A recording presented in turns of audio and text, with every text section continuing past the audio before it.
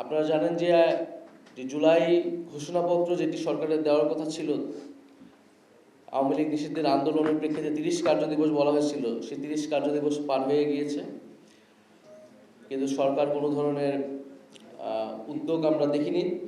এই জুলাই ঘোষণাপত্রের দাবিটি ছিল যারা অভ্যুত্থানকারী ছাত্র নেতৃত্ব তাদের পক্ষ থেকে এই দাবিতে এসেছিল যে জুলাইয়ের ঐতিহাসিক প্রেক্ষাপট, সাংবিধানিক স্বীকৃতি, শহীদদের মর্যাদা ইত্যাদি নিশ্চিত করার জন্য আমাদের এই জুলাই ঘোষণাপত্রটি প্রয়োজন।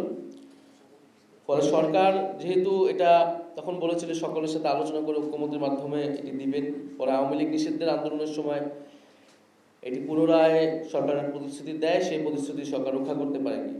ফলে আমরা মনে করি যে অভ্যুত্থান ছাত্র জনতা করেছেন এবং এই ঘোষণাপত্র আমরা ছাত্র জনতাকে সাথে নিয়ে তাই 3রা আগস্ট এই ছাত্র জনতার জুলাই ঘোষণাপত্র এবং ইশতেহার কর্মসূচি রাখছি। সারা বাংলাদেশের মানুষের আকাঙ্ক্ষা, তাদের প্রত্যাশা শুনে তাদেরকে সাথে নিয়ে আমরা 3রা আগস্ট শহীদ মিনারে ছাত্র জনতার জুলাই ঘোষণাপত্র এবং ইশতেহার পাঠ করব।